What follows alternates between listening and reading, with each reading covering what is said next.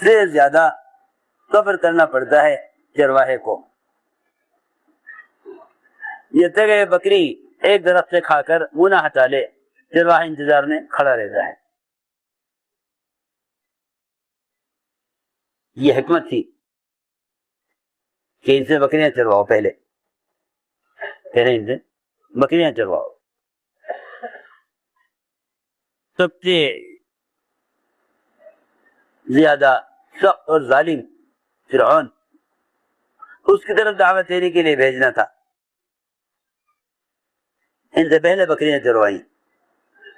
سب زیادہ سخت قوم قریش، ان کی طرف آپ کو مبعوث کرنا تھا، پہلے بکریاں چروائیں.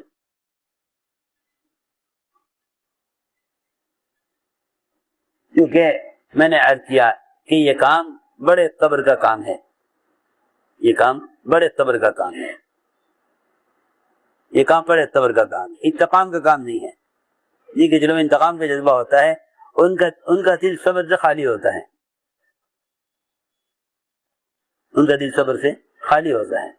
کیونکہ صبر اور انتقام یہ دو جذبے ایک دل میں جمع نہیں ہو سکتے. صبر اور انتقام جو یہ دو جذبے ایک دل میں جمع نہیں ہو سکتے. اس لیے صبر کرنے والا درگزر کرے گا، صبر کرنے والا درگزر کرے گا، صبر کرنے والا درگزر کرے گا. اور جس کے دل میں صبر نہیں ہوگا اس کا جذبہ انتقام کا ہوگا، تو جذبہ انتقام کا ہوگا کہ ان کا انتقام دیا جائے. جن کے دل میں صبر ہوگا وہ درگزر کریں گے، اس کے دل میں صبر نہیں ہوگا اس کا جذبہ انتقام کا ہوگا. حضور اکرم صلی اللہ علیہ وسلم کو اس کا حکم ہے کہ آپ صبر کریں، آپ صبر کریں. آپ نے خود بھی صبر کیا اور اپنے صحابہ کو بھی صبر کا عادی بنایا، صحابہ کو بھی صبر کا عادی بنایا، صحابہ کو بھی صبر کا عادی بنایا. دو صفتیں ہیں بہت بنیادی، صبر اور تقوی، اور یہ دونوں صفتیں ایسی ہیں کہ یہ دونوں ایک دوسرے کے ساتھ لازم. تقوی کے بغیر صبر کرنا، تقوی کے بغیر صبر کرنا کوئی فائدہ نہیں دیتا، اور تقوی ہو صبر نہ ہو تبھی کوئی فائدہ نہیں دیتا. اس لیے قرآن میں جہاں بھی دیکھو گے وہاں صبر اور تقوی ساتھ ملیں گے. إِنَّهُ مَن يَتَّقِ وَيَصْبِرْ وَإِن تَصْبِرُوا وَتَتَّقُوا يَا أَيُّهَا الَّذِينَ آمَنُوا اصْبِرُوا وَصَابِرُوا وَرَابِطُوا وَاتَّقُوا اللَّهَ. جہاں بھی دیکھو گے آگے پیچھے صبر تقوی ساتھ ملیں گے، صبر اور تقوی ایک ساتھ ملیں گے. یوسف علیہ السلام کا سارا واقعہ صبر اور تقوی پر ختم ہوا ہے. بھائیوں کی اذیت پر صبر کیا، زلیخا کی حرکت پر تقوی اختیار کیا. اللہ رب العزت نے تمام تہمتوں کے درمیان سے یوسف علیہ السلام کو وزیر مالیات بنا کر نکالا. جیل کے ماحول سے وزیر مالیات بنا کر نکالا، کیونکہ صبر اور تقوی کو لازم پکڑا. صبر اور تقوی یہ دو چیزیں ایک دوسرے کے ساتھ لازم ہیں. اس لیے میرے دوستو عزیزو، ان سارے امتحانات سے گزر کر آدمی جب کام کے میدان میں آتا ہے تو پھر اللہ تعالیٰ کے یہاں مقبول ہو جاتا ہے، اللہ کے یہاں مقبول ہو جاتا ہے. اس لیے میں نے عرض کیا کہ اپنے آپ کو اللہ کے یہاں قبول کرواؤ، اور قبولیت کے لیے انہیں امتحان سے گزرنا ہوگا، امتحان سے گزرنا ہوگا. اس لیے فرمایا کہ صبر کرنے والا آدمی ہمیشہ نرم مزاج بنے گا، کیونکہ صبر کرنا آدمی کے اندر نرمی پیدا کرتا ہے اور انتقام کا جذبہ سختی پیدا کرتا ہے، انتقام کا جذبہ سختی پیدا کرتا ہے. اور جو صبر کے عادی ہوتے ہیں ان کے مزاج نرم ہوتے ہیں، اور یہ حکم ہے نبی کو کہ آپ ان کے ساتھ معاملہ نرمی کا کریں، معاملے کے ساتھ نرمی کا کریں، سنو غور سے، معاملہ نرمی کا کریں، اس لیے کہ آپ کو ہم نے ساری انسانیت کی طرف معلم بنا کر بھیجا ہے۔ جو آیت آپ نے فرمایا انما بعثت معلما، کہ مجھے معلم بنا کر بھیجا گیا، آپ کو تعلیم دینی ہے امت کو دین کی، لہذا امت کو دین کی تعلیم دینے کے لیے سب سے پہلا کام یہ ہے کہ آپ امت کے لیے باپ کی طرح شفیق بنے۔ ایک روایت میں ہے، فرمایا کہ میں تمہارے لیے باپ کی طرح ہوں تعلیم دینے والا، انا لکم بمنزلۃ الوالد اعلمکم۔ اس لیے امت کو دین کی تعلیم دینے کے لیے باپ والی شفقت کی ضرورت ہے۔ یہ شفقت، باپ والی شفقت، باپ والی شفقت، اس لیے کہ امت سے تو غلطیاں ہوں گی، یہ تو یقینی بات ہے، یقینی بات ہے کہ غلطی تو انسان کی فطرت میں ہے، غلطی انسان کی فطرت میں ہے، مگر سوال یہ ہے کہ غلط کرنے والے کے ساتھ کیا معاملہ کیا جائے، غلط کرنے والے کے ساتھ کیا معاملہ کیا جائے۔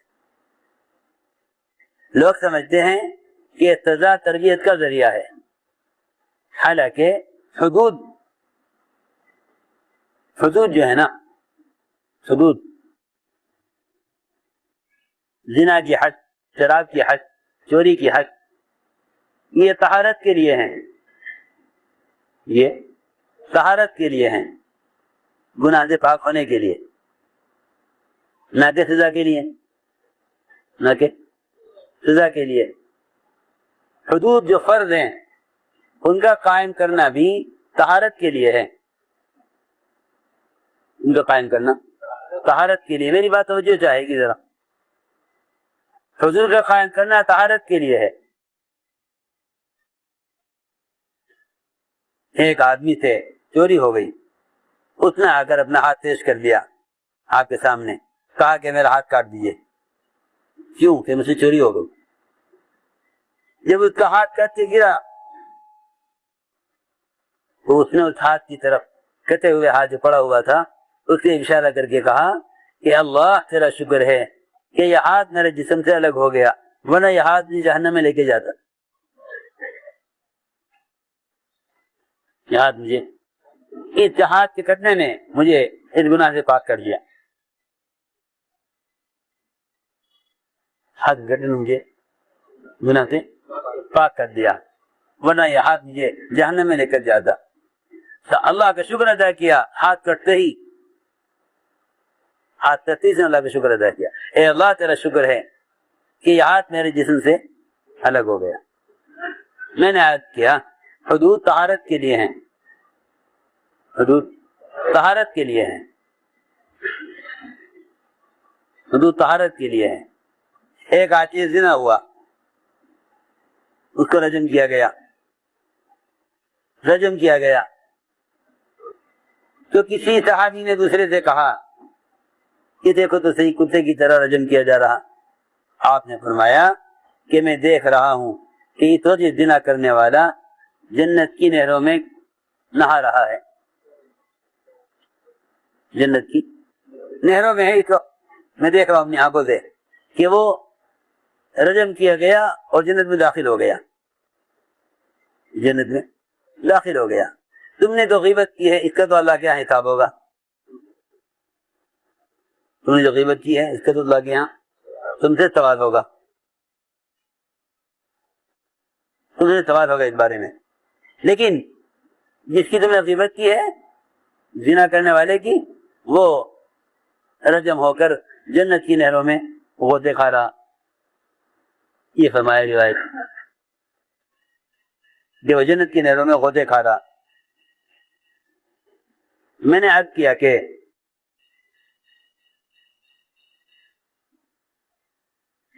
سب سے بنیادی بات یہ ہے کہ غلطی تو لوگوں سے ہوگی، یہ فرشتے نہیں ہیں، فرشتے؟ یہ فرشتے نہیں ہیں، لیکن اس غلطی کی کیونکہ نبی کے ذمہ تذکیر ہے، نبی کے ذمہ تذکیر ہے، اور واقعی تذکیر ہی نفع دیتی ہے، تذکیر ہی آدمی کو نفع دیتی ہے کہ بھئی غلط کرنے والے کو صحیح بات بتلا دو، غلط کرنے والے کو صحیح بات بتلا دو، یہ نہیں کہ تم داروغہ بن کر لوگوں کے صحیح کام کرواؤ۔ واللہ اکبر، سید الانبیاء، امام الانبیاء، خاتم الانبیاء، ان سے تو اللہ یہ کہہ رہے ہیں کہ آپ داروغہ نہیں ہیں، اور یہ کہہ رہے ہیں افانت تکرہ الناس حتی یکونوا مؤمنین، کہ کیا آپ لوگوں کو مجبور کریں گے کہ وہ ایمان لے آئیں؟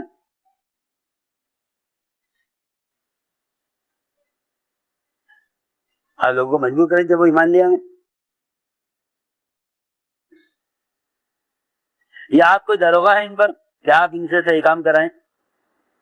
آپ کے ذمہ صرف تعلیم اور تذکیر ہے کہ آپ انہیں صحیح بات بتلا دیں۔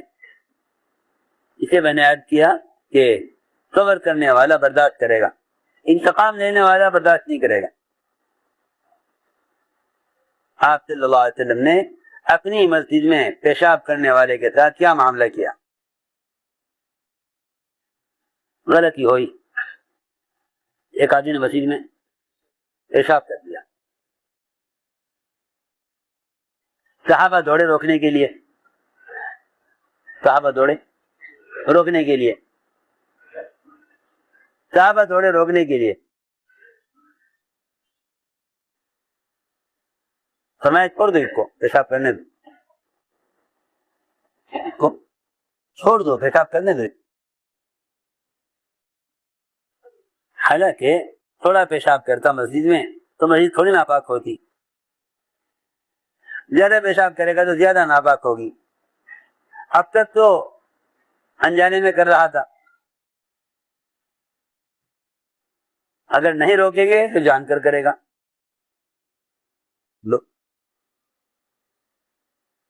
لیکن فرمایا کہ نہیں، اس کو پیشاب پورا کرنے، کیونکہ ایک مسلمان کا مقام بیت اللہ سے اونچا ہے اور ساری دنیا کی مسجد بیت اللہ سے ادنا ہے۔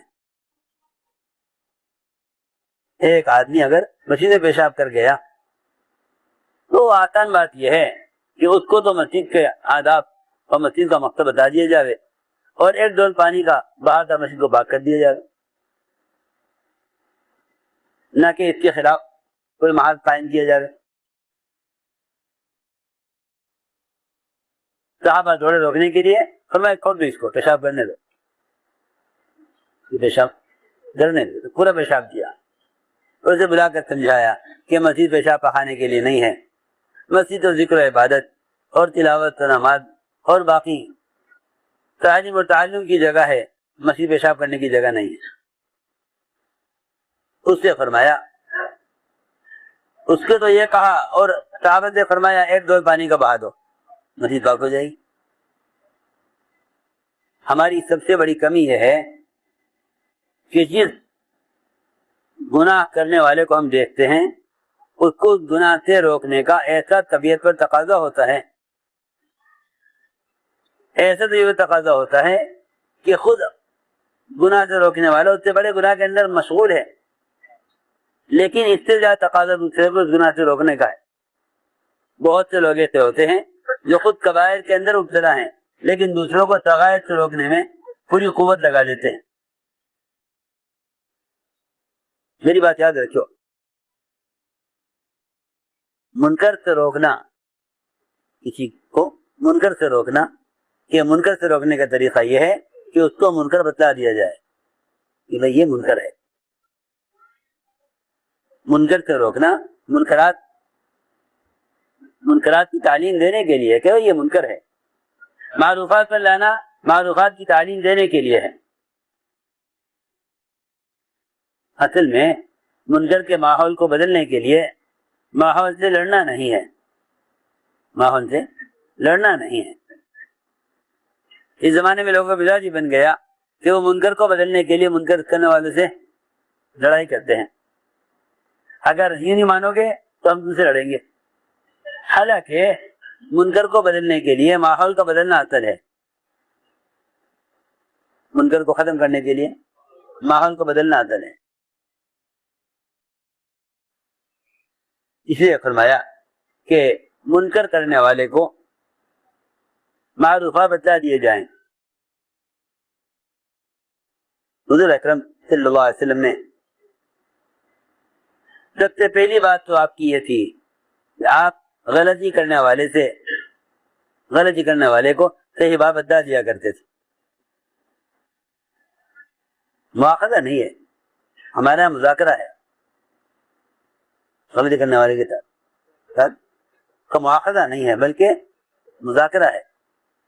ان کو صحیح بات بتا دو، ان کو صحیح بات بتلا دو، ان کو صحیح بات بتلا دو. اگر نہیں مانتا ہے تو پھر منوانے کا صرف ایک ہی راستہ ہے کہ دعاؤں کے ذریعے اس منکر کو ختم کرایا جائے. اس لیے کہ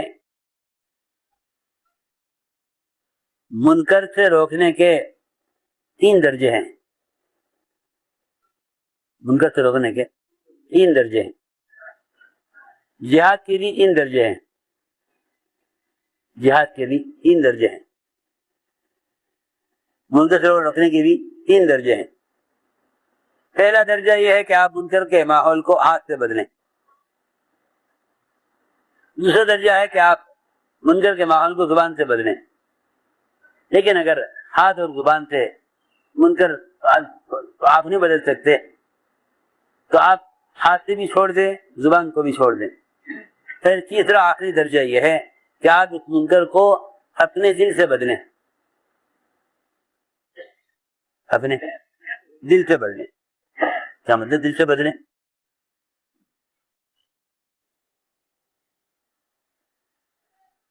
آپ منکر کے ماحول کو دل سے بدلیں. دل سے بدلنے کا کیا مطلب ہے؟ کہ دل سے بدلنے کا مطلب یہ ہے کہ تنہائی کی دعاؤں کی قوت کو استعمال کریں منکر کو ختم کرانے کے لیے. ہمارا حال یہ ہے کہ منکر کرنے والوں کی تنہائی میں غیبت تو کریں گے، فلاں نے یہ کیا، فلاں نے یہ کیا، فلاں نے یہ کیا. حالانکہ منکر کرنے والے کی تنہائی میں غیبت نہ کرو، ورنہ تم اس سے بھی زیادہ اللہ کے یہاں بڑے مجرم قرار دیے جاؤ گے.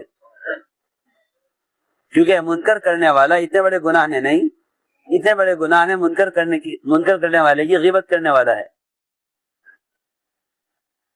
منکر کرنے والا اتنا بڑا، یہ تو کیا بتاؤں، زنا کرنے والے سے زیادہ برا آدمی زنا کی خبر کرنے والا ہے.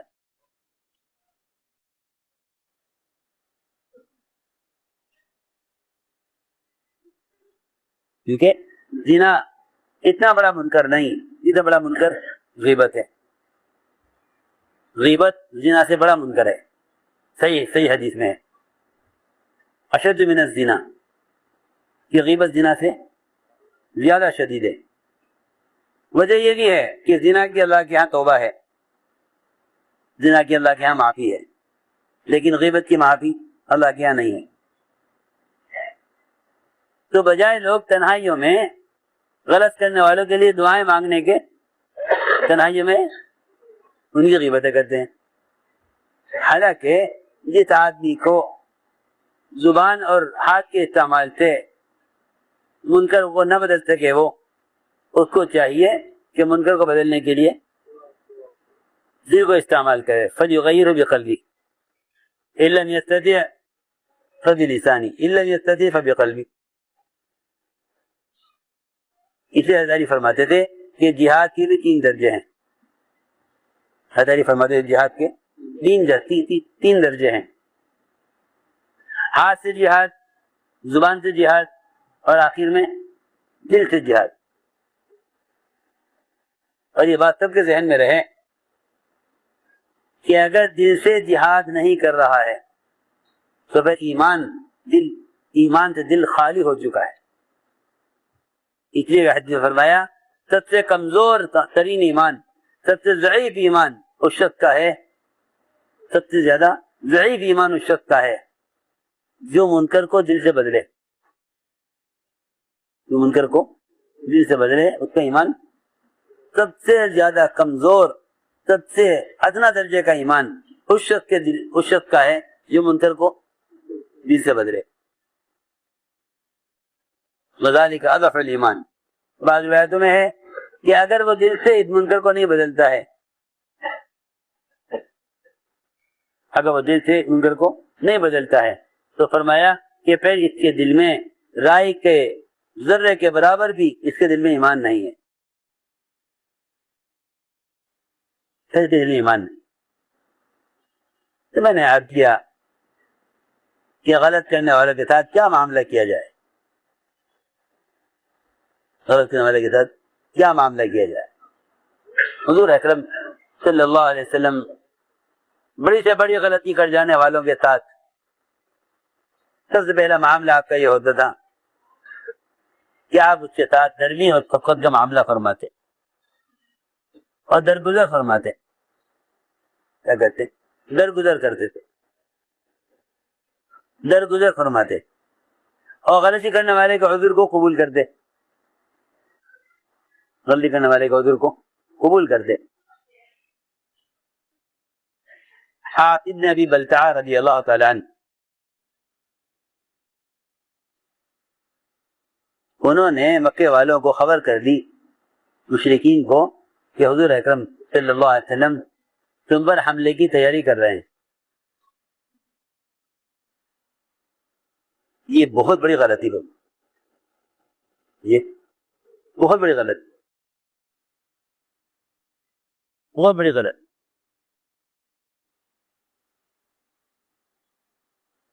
اللہ نے بتلا دیا کہ حاتم نے خط لکھا ہے مکے والوں کو، آپ خط منگوائیے۔ وہ خط ابھی راستے ہی میں تھا، ایک عورت وہ خط لے کر جا رہی تھی، آپ نے صحابہ کو بھیجا، وہ گئے، عورت سے ملے راستے میں، اس سے خط لیا، خط کھلا، حاتم کی طرف سے مکے والوں کے نام۔ حضرت نے فرمایا جی یہ تو منافق ہے، میں کہ نہیں اس کو منافق نہ کہو، آپ دیکھیے تو صحیح، اس نے آپ کا راز کھول دیا مشرکین پر۔ پوچھا حاتم یہ تم نے ایسا کیوں کیا، تم نے کیوں کیا؟ حق دیا گیا رسول اللہ، اللہ کی عمل آپ کے ساتھ حق ہے، اللہ کی عمل آپ کے ساتھ حق ہے، آپ کو نقصان نہیں ہو سکتا۔ میں نے خط کیوں لکھا؟ میں نے اپنے بچوں کی حفاظت کے لیے مشرکین پر احسان کیا تاکہ وہ میری احسان کے بدلے میرے بچوں کی حفاظت کر لیں۔ ہاں میں کہ ہاں اس کی بات سچ ہے، اس کی بات مان لو۔ حالانکہ کتنی بڑی غلطی ہے، کتنی بڑی غلطی۔ فرمایا کہ ہاں یہ سچ بول رہا ہے۔ حضرت فرمایا کہ یہ منافق ہے، اسے اجازت دیجیے میں اسے گردن اڑا دوں۔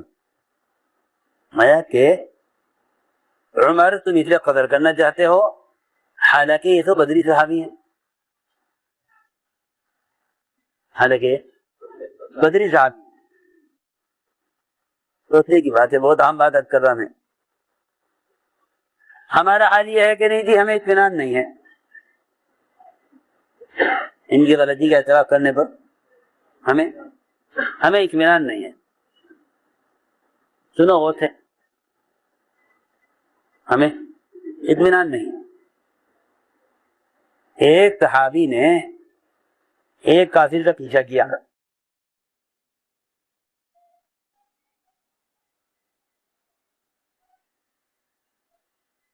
چنانچہ صحابی کافر کے پیچھے لگے قتل کرنے کے لیے۔ اس نے ایک درخت کی آڑ لے لی، یہ صحابی آگے بڑھے تو وہ کافر قابو میں آ گیا، پھر تلوار اٹھائی قتل کرنے کے لیے، اس نے کہا اشہدو ان لا الہ الا اللہ، انہوں نے قتل کر دیا، انہوں نے قتل کر دیا۔ سنو عزیز قصہ ہے، انہوں نے قتل کر دیا۔ آپ نے فرمایا صحابی تھے تم نے اس کو قتل کر دیا اسی کلمہ پڑھنے کے بعد؟ یعنی وہ تو جان بچانے کے لیے پڑھ رہا تھا، صحابی کو کلمہ پڑھنے پر اطمینان نہیں ہوا، اس کافر کے کلمہ پڑھنے پر صحابی کو اطمینان نہیں ہوا۔ آپ نے فرمایا اگر تو اس کا دل پھاڑ کر بھی دیکھ لیتا تب بھی تجھے وہاں کلمہ لکھا ہوا نظر نہ آتا، یہ تو اس کے اللہ کے درمیان کا معاملہ ہے، اس کے اللہ کے درمیان کا معاملہ تھا۔ سنو تو صحیح، ایک کافر اگر تلوار کے سائے میں کلمہ پڑھ رہا ہے تو اس کے کلمے کو قبول کرنا واجب ہے، اگر نہیں کرو گے تو تم اللہ کے یہاں قتل کرنے والے مسلمان کو قتل کرنے کے جرم میں مارے جاؤ گے۔ تو یہ تو صحیح، وہ کافر جو کلمہ پڑھ کے جنت میں جائے گا اور تم اس کافر کو اس مسلمان کو کافر سمجھ کے قتل کرنے کی وجہ سے جہنم میں جاؤ گے۔ آپ صلی اللہ علیہ وسلم نے ان صحابی کو اس کافر کا قتل کرنے پر اتنی ملامت کی کہ وہ کہنے لگے کاش میں اس کی جگہ ہوتا وہ میری جگہ ہوتا، وہ مجھے قتل کر دیتا۔ یعنی جس کافر کے کلمہ پڑھنے پر صحابی کو اطمینان نہیں ہو رہا، اب ملامت کے بعد اور آپ کے ملامت کرنے کے بعد خود تمنا کرے کاش میں اس کافر کی جگہ ہوتا، کاش میں اس کافر کی جگہ ہوتا، کاش میں اس کافر کی جگہ ہوتا۔ عجیب بات ہے، جس کافر کے کلمہ پڑھنے پر اطمینان نہیں ہو رہا تھا اب خود تمنا کر رہے کہ کاش میں اس کافر کی جگہ ہوتا، کسی عجیب بات ہے۔ تو میں نے عرض کیا کہ عذر قبول کرنا، حاطب نے عذر پیش کیا کہ جی میری بچے وہاں ہیں، میں نے اپنے بچے کی حفاظت کے لیے قریش پر مشرکین مکہ پر احسان کیا ہے، آپ نے ان کا عذر قبول کر دیا۔ جتنی چھوٹی بڑی شکلیں ہمارے اللہ کے درمیان اللہ کی اطاعت میں رکاوٹ بنی ہوئی ہیں، اس کی سب سے بنیادی وجہ یہ ہے کہ ہم نے محمد صلی اللہ علیہ وسلم کی طرح جیسے آپ نے اپنے صحابہ کے یقین کو کائنات کی شکلوں سے ہٹایا اور محض اللہ کی ذات عالی کی طرف پھیرا، ہم نے اس کام کو چھوڑ دیا،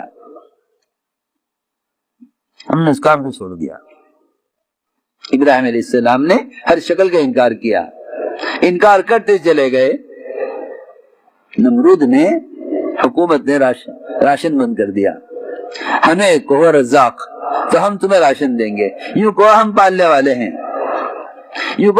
والے ہیں، ہم تمہیں راشن دیں گے، ہمارے قوانین پر چلو، ہمیں بڑا مانو تو ہم تمہیں غلہ دیں گے، ہم تمہیں راشن دیں گے، ہم تمہیں ریزرویشن بھی دیں گے، ہم تمہیں ملازمت بھی دیں گے، ہم تمہیں وہ سب کچھ دیں گے جو تم چاہو گے، لیکن شرط یہ ہے کہ ہمیں بڑا مان لو۔ ابراہیم علیہ السلام اس کے لیے تیار نہ ہوئے، حضرت فرماتے تھے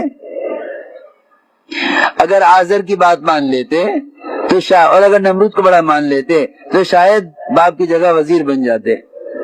اس زمانے میں مسلمان دین کے احکام کو اس لیے چھوڑ رہا ہے تاکہ دنیا کے نظام میں بڑا بن جاوے، مسلمان دین کے احکام کو اس لیے توڑ رہا تاکہ دنیا کے نظام میں بڑا بن جاوے۔ مولانا الیاس صاحب رحمت اللہ علیہ سے یہ پوچھا گیا کہ حضرت مسلمانوں کو اختیارات، عہدے، منصب کیوں نہیں دیے جاتے؟ حضرت نے فرمایا کہ مسلمان اپنی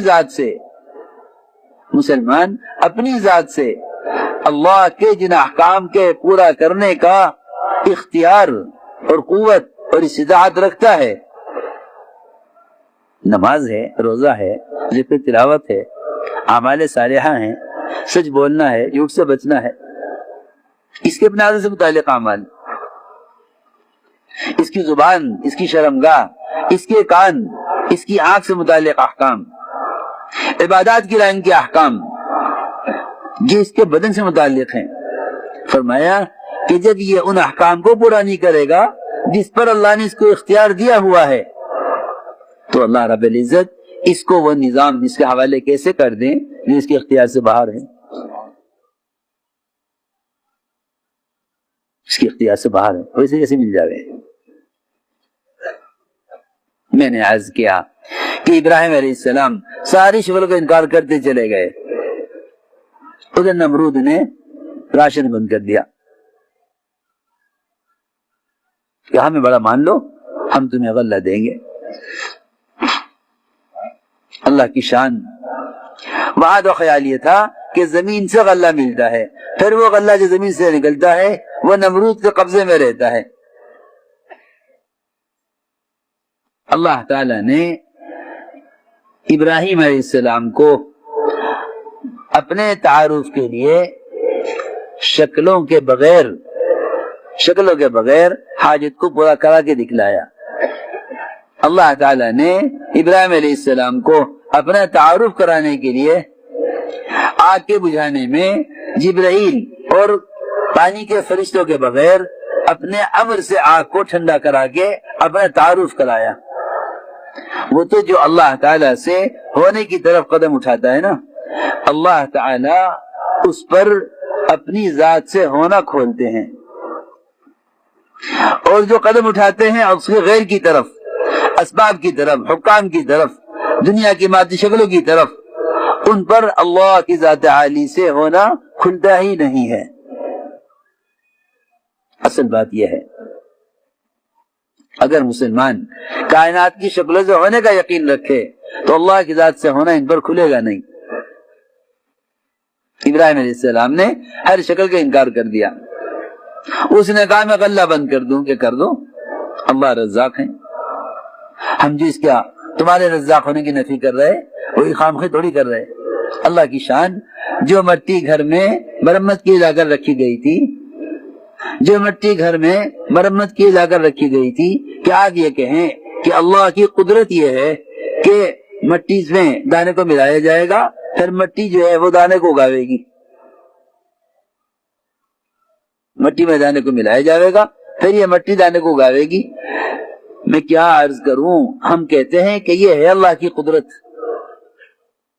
یہ ہے اللہ کی قدرت، یہ ہے اللہ کی قدرت کہ ایک دانے سے اتنا بڑا درخت نکال دیا۔ نہیں، قدرت وہ نہیں جو مٹی کے سبب سے دانے کو نکالے، یہ تو اللہ کی قدرت کا تعارف ہے۔ اور یاد رکھو، جتنی بھی دنیا کی شکلیں ہیں ان میں قدرت کا استعمال، ان میں جو قدرت استعمال ہوئی ہے وہ مسلمانوں کے امتحان کے لیے استعمال ہوئی ہے، یہ بتانے کے استعمال نہیں ہوئی کہ ہماری قدرت یہاں تک محدود ہے کہ ہم تمہیں زمین سے غلہ اگا کے دے دیں۔ میری بات بہت توجہ سننی پڑے گی۔ یہ نہیں کہ اللہ کی قدرت یہاں تک ہے کہ وہ تمہیں زمین سے غلہ نکال کے دے رہے ہیں، تم کھودتے چلے جاؤ، تمہیں کہیں اللہ کے خزانے غلے کے نہیں ملیں گے۔ یہ قدرت نہیں کہ اللہ تعالیٰ زمین سے غلہ اگا کے دے دے، یہ تو تمہارے اس امتحان کے لیے کیا ہے کہ تم یہ کہو کہ اللہ نے غلہ دیا، یہی کہو کہ زمین کا شکریہ ادا کرو کہ زمین نے غلہ دیا۔ اللہ تعالیٰ نے قدرت اپنا تعارف اس طرح کرایا قدرت سے کہ اللہ رب العزت نے گھر میں رکھی ہوئی مٹی کی بوری کو آٹے میں تبدیل کر دیا۔ یہ تھی بات کہ تم نے ساری شکل کا انکار کیا، ہم نے مٹی کو آٹے میں تبدیل کر دیا، اس کی ضرورت نہیں کہ تم مٹی میں دانا ڈال کر اگاؤ، بلکہ ہم مٹی کو ہی آٹا بنا دیتے ہیں۔ جتنے اغیار شراب کے مشکیزیں لے کر آئے تھے میدان میں، اللہ تعالی نے سارے مشکیزوں کو شہد میں تبدیل کر دیا۔ یہ ہے اللہ کی قدرت۔ اس لیے میں نے عرض کیا کہ جتنی بھی کائنات کی پھیلی ہوئی شکلیں ہیں، ان ساری شکلوں سے حضور اکرم صلی اللہ علیہ وسلم نے اپنے صحابہ کے یقین کو ہٹایا۔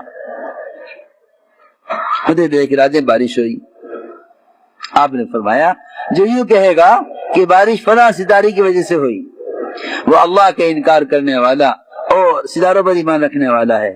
جو یہ کہے گا نہیں بارش اللہ کے حکم سے ہوئی، وہ ستاروں کا انکار کرنے والا اللہ پر ایمان رکھنے والا ہے. آپ صلی اللہ علیہ وسلم نے اپنے صحابہ کو آسمان کے ستاروں سے ان کے یقین کو ہٹایا. نجومی کہتے ہیں ہم جانتے ہیں کیا ہوگا، مسلمان کہتا ہے ان سے پوچھو کیا ہوگا. ماہر موسمیات کہتے ہیں ہم بتائیں گے بارش کب ہوگی، ہم بتائیں گے بارش کب ہوگی. اللہ کہتے ہیں اللہ کے علاوہ کوئی جانتا ہی نہیں، اللہ کے سوا کوئی جانتا ہی نہیں کہ بارش کب برسے گی. 5 چیزوں کا علم اللہ کے سوا کسی کو نہیں، 5 چیزوں کا علم اللہ کے سوا کسی کو نہیں. ان اللہ عنده علم الساعہ، قیامت کب قائم ہوگی. آپ نے جبرائیل سے خود ہی پوچھا، تمہارے جبرائیل تم مجھ سے پوچھ رہے ہو حالانکہ تم زیادہ جانتے ہوگے. نہیں معلوم. بارش کب برسے گی نہیں جانتے. یہ آدمی کہاں جا کر مرے گا نہیں جانتے. کل کیا کمائے گا نہیں جانتے. ماں کے رحم میں کیا ہے نہیں جانتے. اللہ نے ان 5 چیزوں کا علم اپنے پاس رکھا ہے. اللہ نے 5 چیزوں کا علم اپنے پاس رکھا ہے کہ نہیں جانتے. تو میں نے عرض کیا کہ اگر کائنات کی شکلوں کا انکار نہیں کرو گے تو کوئی بھی شکل ہمارے اللہ کے درمیان حائل ہو جائے گی. کسی ستاروں سے نہیں ہوتا، اللہ کرتے ہیں. ورنہ نجومی سے پوچھیں گے تم بتاؤ جی کیا ہوگا. حضور اکرم صلی اللہ علیہ وسلم نے اپنے صحابہ کے یقین کو ان تمام شکلوں سے ہٹایا. علی رضی اللہ تعالی عنہ نکلے دشمن کے مقابلے پر. نجومی نے کہا اس وقت نہ نکلیے، آپ کو ناکامی ہوگی، آپ کو ناکامی ہوگی، آپ کو فتح نہیں ہوگی. میں بتاتا ہوں فلاں وقت نکلیں. میں نے ستاروں کو دیکھ کر کہا ہے. حضرت نے فرمایا جو تیری بات کا یقین کرے اس کا ٹھکانہ جہنم ہے. اسی طرح فرمایا جو تیری بات کا یقین کرے اس کا ٹھکانہ جہنم ہے. میرے دوستو جتنی بھی کائنات کی پھیلی ہوئی شکلیں ہیں ان تمام شکلوں سے نظام کائنات کے تغیر کا کوئی تعلق نہیں ہے. ایک پتا بھی درخت سے اگر سوکھ کر گرتا ہے اللہ کے حکم سے گرتا ہے، اللہ کے امر سے گرتا ہے. لا الہ الا اللہ میں جتنا بھی اللہ کا غیر ہے، سارے ملائکہ، سارے زمین و آسمان، سارے شیاطین و جنات، جتنا بھی اللہ کا غیر ہے اس سب کی نفی ہے، اس سب کی نفی ہے، اس سب کی نفی ہے. تو فرماتے تھے کہ اللہ کی ذات عالی سے براہ راست فائدے اٹھانے کے لیے کائنات کا یقین نکلنا شرط ہے. کہ اللہ کی ذات عالی سے براہ راست فائدے اٹھانے کے لیے کائنات کا یقین نکلنا شرط ہے. ابراہیم علیہ السلام کو آگ میں ڈالا جانے لگا، ابراہیم علیہ السلام کو آگ میں ڈالا جانے لگا. جبرائیل آئے اپنے ساتھ پہاڑوں کا فرشتہ، پانی کا فرشتہ لے کر. فرمایا کیا حکم ہے؟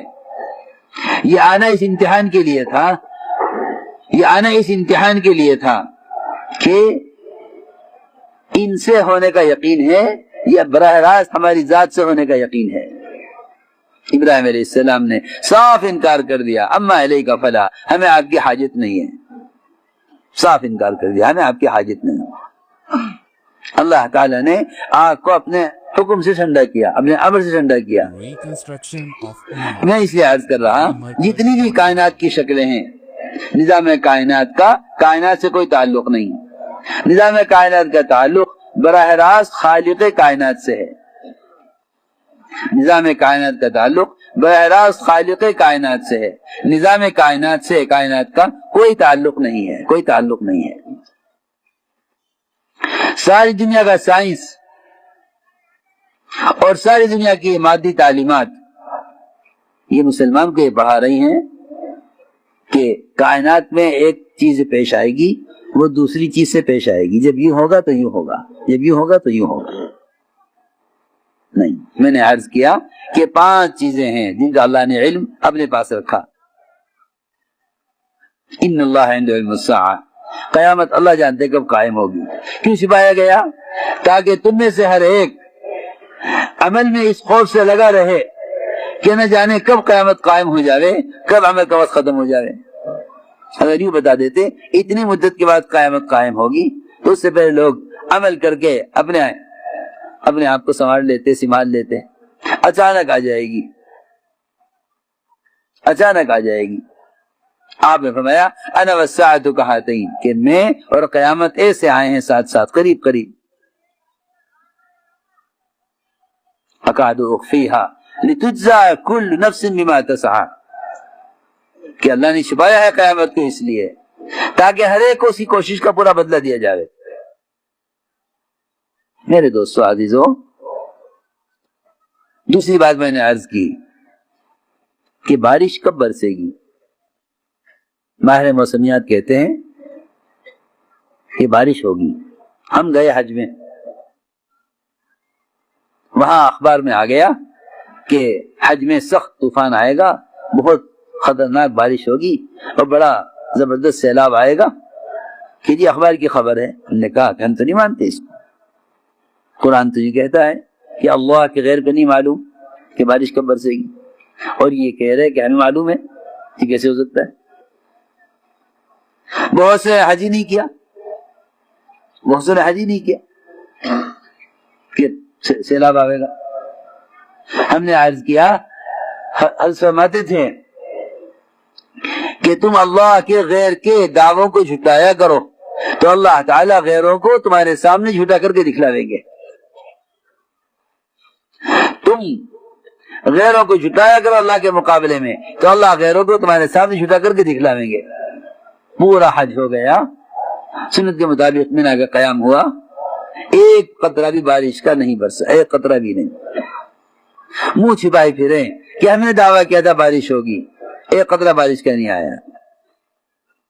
اس لیے تعالیٰ فرمایا کرتے رضی اللہ تعالیٰ عنہ کہ میں اپنے رب کو پہچانا ہی اس میں ہے کہ جس کام میں ناکام ہوتا تھا اس میں اللہ یاد آتے تھے. عرفت ربی بفسق العزائم، میں نے اپنے رب کو پہچانا ہے اپنے ارادوں میں ناکام ہو کر. ہم نے عرض کیا ایک بات یہ ہے کہ اللہ کے غیر نہیں جانتا کہ بارش کب برسے گی، کوئی نہیں جانتا کہ ماں کے رحم میں کیا ہے. یہ اگر یہ کہیں کہ ہم بتلا دیں گے لڑکا ہے یا لڑکی، یہاں لڑکا لڑکی کا سوال ہی نہیں ہے. یہاں سوال یہ ہے کہ اس بچے کی عمر کتنی ہے، بدبخت ہے یا نیک بخت ہے، اس کی عمر کتنی ہے، اس کے نصیب میں رزق کتنا ہے، یہ نیک بخت ہوگا یا بدبخت ہوگا. یہ تمام چیزیں اللہ کی طرف سے لکھی ہوئی ہیں، اس کو کوئی نہیں جانتا. تو میں نے عرض کیا کہ غیب کا علم اللہ کے سوا کسی کو نہیں. جتنی بھی کائنات کی شکلیں ہیں یہ دعویٰ کرتی ہیں کہ ہم جانتے ہیں. سب سے پہلے اس پر ایمان لاؤ، سب سے پہلے اس پر ایمان لاؤ کہ اللہ رب العزت جو چاہتے ہیں اپنی قدرت سے وہ کرتے ہیں. نظام کائنات کا کائنات سے کوئی تعلق نہیں ہے. ایمان پہلے ہی سکھلایا گیا کہ نظام کائنات کا کائنات سے کوئی تعلق نہیں، کرنے والی ذات صرف اللہ کی ہے. جتنی بھی شکلیں ہمارے ہاتھوں میں ہیں یہ ہمارے امتحان کے لیے ہیں. میرے دوستو بزرگو عزیزو، جتنا اسباب انسانوں کے ہاتھوں میں ہیں یہ اسباب محض امتحان کے لیے ہیں. ہم جن کے ہاتھوں میں یہ اسباب دیکھتے ہیں ہم ان سے امید کر بیٹھتے ہیں، ہم ان سے امید کر بیٹھتے ہیں. یہ ڈاکٹر ہے، یہ اگر دوا صحیح دے دے گا تو شفا ہو جائے گی. یہ مالدار ہیں، ان کے ہاتھ میں مال ہے، مال دے دیں گے تو کام ہو جائے گا. یہ عہدیدار ہیں، اگر یہ کہہ دیں گے تو کام ہو جائے گا. میرے دوستو عزیزو، اللہ رب العزت نے کائنات میں جتنے بھی اسباب جن کے ہاتھوں میں دیے ہیں وہ ہمارے امتحان کے لیے دیے ہیں کہ دیکھنا یہ چاہتے ہیں کہ یہ ہماری ذات سے ہونا سمجھتے ہیں یہ جن کے ہاتھوں میں یہ اسباب ہیں ان سے ہونا سمجھتے ہیں۔ دیکھو اللہ رب العزت نے کائنات کو اسباب سے اس لیے بھرا ہے کہ وہ دیکھنا چاہتے ہیں کہ تم میں سے اچھا عمل کس کا ہے۔ اِنَّا جَعَلْنَا مَا عَلَى الْأَرْضِ زِينَةً لَهَا لِنَبْلُوَهُمْ أَيُّهُمْ أَحْسَنُ عَمَلًا، کہ ہم نے زمین کو بھرا ہے اسباب اور شکلوں سے اور زینت کی چیزوں سے، وہ تمہارے عمل کو پرکھنے کے لیے کہ تمہیں دیکھیں کہ اچھا عمل کس کا ہے۔ یہ دیکھنا چاہتے ہیں اچھا عمل کس کا ہے۔ سب سے زیادہ اللہ نے جو اسباب پر بادشاہت اور اختیار دیا وہ دیا سلیمان علیہ السلام کو، دیا سلیمان علیہ السلام کو۔ تو یعنی آنکھ پلک جھپکنے کے بقدر اتنی دیر میں بلقیس کا تخت ایک لمبی مسافت سے چل کر حاضر ہو گیا۔ اس پر بھی یہ فرمایا ھذا من فضل ربی لیبلونی، میرے رب کا فضل ہے مگر میری آزمائش کے لیے ہے۔ اللہ کا فضل ہے مگر آزمائش کے لیے ہے۔ کارخانہ اللہ کے فضل سے ہے، آزمائش کے لیے ہے۔ دکان اللہ کا فضل ہے، آزمائش کے لیے ہے۔ لوگ سمجھتے ہیں کہ یہ اسباب مل گئے ہیں لہذا اللہ نے میری کامیابی کا ارادہ کر لیا ہے۔ ہاں، حالانکہ اسباب اس امتحان کے لیے ہیں۔ ایک تو یہ دیکھنا چاہتے ہیں اسباب میں کہ یہ ہمیں کتنا یاد رکھتے ہیں، ایک تو یہ دیکھنا چاہتے ہیں اسباب میں کہ ہمیں کتنا یاد رکھتے ہیں، ایک اللہ تعالی اسباب میں دیکھنا چاہتے ہیں کہ یہ نتائج اور نفع کو ان اسباب سے جوڑتے ہیں یا ہماری ذات سے جوڑتے ہیں۔ اللہ کی شان، اللہ تعالی نے سلیمان علیہ السلام کو ایسا تسلط دیا کائنات کی شکلوں پر، جنات، شیاطین، پرندے، درندے، ہوا، دریا، سب تابع، سب تابع۔ ہم دیکھنا چاہتے ہیں کہ ہم اتنا کچھ اختیارات دیں، ان سارے اختیارات میں یہ دعویٰ کرتے ہیں کہ ہم کر لیں گے، یا ان سارے اختیارات میں ہمیں یاد رکھتے ہیں کہ اگر اللہ چاہے گا تو ہوگا۔ ماشاءاللہ، سبحان اللہ، کتنا اللہ نے پیارا بیان آزمایا۔ تھا۔ دوستو امید ہے یہ بیان آپ کو بہت دو زیادہ چیزوں پسند میں، آیا ہوگا۔ دوستو ایک بیان تو پسند آیا آزمایا تو ہمارے چینل کو سبسکرائب اور ویڈیو کو لائک زینت کی کرنا چیزوں بالکل میں نہ بھولیں۔ کہ دوستو دیکھیں جیسے کہ یہ آپ کوئی جانتے ہیں مزین کہ چیز دیکھ کر ہمیں مولانا کتنا صاحب یاد صاحب رکھتے جس ہیں۔ انداز میں بیان کرتے ہیں ان کی سلیمان ایک علیہ ایک بات السلام دل کے اندر اتر جاتی ہے۔ گھوڑے دوستو دیکھنے ہم میں آپ کے مشغول ہوئے، سامنے روزانہ ایسے نئے گھوڑے نئے ٹاپک پر بیان لے کر جو آتے رہیں گے۔ فضا میں اڑتے دوستو تھے، آپ کو اگر نئے زمین پر ٹاپک پر دوڑتے بیان تھے، سننے ہیں تو سمندر ہمارے میں چینل کو تیرتے تھے۔ سبسکرائب ضرور کریں۔